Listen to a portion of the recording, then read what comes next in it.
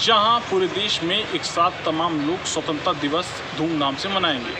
वहीं मुरादाबाद के एक ऐसे क्रांतिकारी की बात करें जिनके द्वारा अपने देश के लिए शहादत दी गई थी।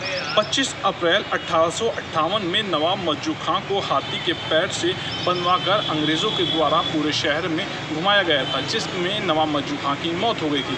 नवाब मज्जू खां के शरीर को लेके आकर चूने की भट्टी में झोंक दिया गया था। चूने की भट्टी में झोंकने से पहले नवाब मज्जू खां के शरीर को एक पेड़ से लटकाया भी गया था, जिसमें लोगों के दिल में आज़ादी की लड़ाई न लड़ सकें, इसको लेकर डर बनाने के लिए अंग्रेज़ों के द्वारा ये पूरा काम किया गया था। मुरादाबाद जनपद में शहीद नवाब मज्जू खां की एक दरगाह है, जिस पे हर साल तमाम अधिकारी पहुंचते हैं और उसके अंग्रेज़ों के द्वारा नवाब मज्जू खां को शहीद कर दिया गया था। नवाब मज्जू खां की शहादत को लेकर मुरादाबाद जनपद में एक चौराहा भी बनाया गया, जिसका नाम नवाब मज्जू खां चौराहा रखा गया। वहीं नवाब मज्जू खां की कमेटी से जुड़े हुए सदस्यों से जब जानकारी की गई है तो हाजी वकील रशीद के द्वारा बताया गया है।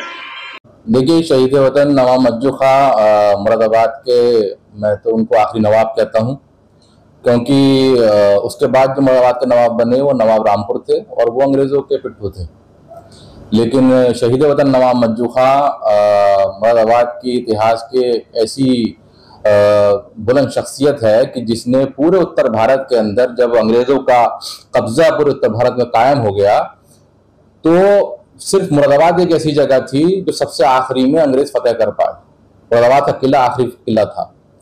नवाब साहब बहुत दौलतमंद आदमी थे, बहुत दौलतमंद शख्सियत थे, और जब अंग्रेज़ों का जुल्म ज्यादती ज़्यादा बढ़ गई तो मुरादाबाद के लोगों ने नवाब मज्जू खां के नेतृत्व में बाकायदा एक आंदोलन शुरू किया, जंग आज़ादी की लड़ाई शुरू करी, और 18 मई 1857 तक आप ये समझिए कि मुरादाबाद से अंग्रेजों को पाक कर दिया गया था। अंग्रेज इतना डर गए थे कि मुरादाबाद से भागकर वो सब नैनीताल चले गए थे। उसके बाद अंग्रेजों की साजिशें शुरू हो गई। दोबारा अंग्रेजों ने नवाब रामपुर के जरिए मुरादाबाद पे लगातार साजिशों का दौर जारी रहा, और 22 अप्रैल 1858 को बहादुर शाह जफर, जो मुगलिया सल्तनत के आखिरी बादशाह थे, उनके बेटे फिरोज शाह मुरादाबाद आए थे। और जब 22 अप्रैल 1858 मुरादाबाद आए, उसके बाद मुरादाबाद से चले गए, तो अंग्रेजों ने और नवाब रामपुर ने मुरादाबाद पर हमला कर दिया। इसी रामगंगा के किनारे यहाँ पर हमला हुआ और बहुत शदीद लड़ाई हुई, जिसमें स्वतंत्रता सेनानी हमारे शहीद हुए, हमारे सिपाही शहीद हुए, और उसके बाद अंग्रेज मुरादाबाद में दाखिल हो गए। और आखिर में नवाब साहब के किले पर उनका जो कोठी थी दीवान के बाजार में, उस पर 7 अंग्रेज सिपाही अंदर चले गए, जिसमें नवाब साहब का एक नौकर की मुखबिरी थी, और नवाब साहब ने अकेले उन 7 सिपाहियों को कत्ल किया अपनी अकेले तलवार से, उन 7 को मारा। उसके बाद और वहां पे मदद पहुंच गई अंग्रेजों की, जिसके बाद नवाब साहब को वहां गोली मारकर शहीद कर दिया गया। नवाब साहब के घर पर ही जो उनका कोठी थी, वहां पर निर्माण कार्य चल रहा था, तो वहां पे चूना जो था वो गड्ढे में पानी के साथ रखा हुआ था, तो नवाब साहब की लाश को उसमें डाल दिया गया। और जब वो लाश फूल गई तो उसको नवाब साहब के हाथी जो वहीं पे खड़ा था, उसको हाथी से पांव से बनवा कर पूरे शहर में घुमाया गया, और आखिर में गल शहीद पर आकर उनकी लाश को शाह साहब का जो कब्रिस्तान है वहां पर उनको फेंक दिया गया, और कह दिया गया कोई इनकी तदफीन भी नहीं करेगा। बाद में बाबा जो गल शहीद के नाम से मशहूर है, उन्होंने उनको वहां तदफीन किया, उनकी कब्र बनाई वहां पर।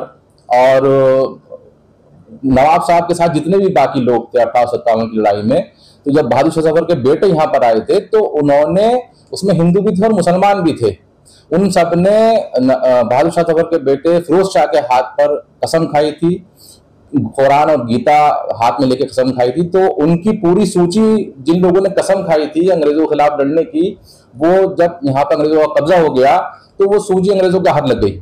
तो उन्होंने ढूंढ ढूंढ के उन मुसलमानों को और हिंदुओं को ढूंढ ढूंढ के मारा, और इसी वजह से जो गलशहीद का इलाका है, गिल का मतलब होता है मिट्टी फारसी में, तो शहीदों की मिट्टी के नाम से मशहूर था। इसका नाम था गिल शहीद, जो बाद में बदलते बदलते गल शहीद के नाम से मशहूर हो गया। तो यहाँ जितने भी पेड़ थे यहाँ पर, वहां पे उनकी लाशों को टांगा गया, इबरत का निशान बनाया गया, और उसमें ये बताया गया कि जो भी अंग्रेजों के खिलाफ बोलेगा उसका हशर हम यही करेंगे। लेकिन नवाब साहब की जो मेहनत थी, उनकी जो जद्दोजहद थी, वो आखिर में आगे जाके काम आई। हिंदुस्तान आज़ाद हुआ और अंग्रेज यहाँ से चले गए। आप लगातार मांग करता रहे, क्या मांगे हैं आपकी जिला प्रशासन और सरकार से? सन 2001 में शहीद वतन नवाब मज्जू खां मेमोरियल कमेटी बनाई गई स्वर्गीय जावेद रशीद एडवोकेट के नेतृत्व में, और 2003 में नवाब साहब के मज़ार का निर्माण कराया गया उनकी कब्र निशानदेही के बाद। और उसके बाद से लगातार कमेटी की तरफ से मांग करी जा रही है कि नवाब साहब के नाम से एक सेंट्रल यूनिवर्सिटी मुरादाबाद में होनी चाहिए।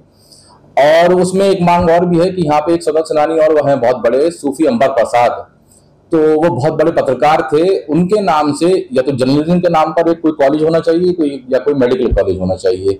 अभी फिलहाल नवाब साहब के नाम से एक गेट लगा हुआ है जो पोर्टेबल गेट है, पक्का गेट आज तक नहीं बना है। तो कमेटी की हमेशा मांग रही है कि नवाब साहब के नाम पर पक्का गेट बनाया जाए, पूरी एक रोड का नाम नवाब साहब के नाम से करा जाए, और नवाब साहब की यादों को संजोने के लिए 1857 की यादों को शहीदों को संजोने के लिए उनके नाम से एक स्मारक बनाया जाए। स्वतंत्रता दिवस को लेकर जहां पूरे देश में अलग अलग कार्यक्रम आयोजित किए जाएंगे, वहीं मुरादाबाद जनपद के गलशहीद इलाके में नवाब मज्जू खां की दरगाह पर भी मुरादाबाद जिले के आला अधिकारी पहुंचकर नवाब मज्जू खां की दरगाह पर चादर चढ़ाएंगे। दरअसल नवाब मज्जू खां को अंग्रेजों के द्वारा शहीद किया गया था। सबसे पहले अंग्रेजों के द्वारा नवाब मज्जू खां को हाथी के पैर में बनवाकर पूरे शहर में घुमाया गया था, जिसके बाद नवाब मज्जू खां को फांसी के फंदे से एक पेड़ में कब्रिस्तान के अंदर लटका दिया गया था। इसके बाद भी जब नवाब मज्जू खां को अंग्रेजों के द्वारा यातना देने का काम लगातार जारी रखा, वहीं अंग्रेजों ने नवाब मज्जू खां के शव को पेड़ से उतारकर चूने की भट्टी में झोंक दिया था, जिसमें नवाब मज्जू खां के मौत के बाद स्थानीय लोगों के द्वारा नवाब मज्जू खां की एक दरगाह बनाई गई है। इस दरगाह पर भारी संख्या में लोग हर साल पहुंचते हैं और नवाब मज्जू खां की शहादत को याद करते हैं।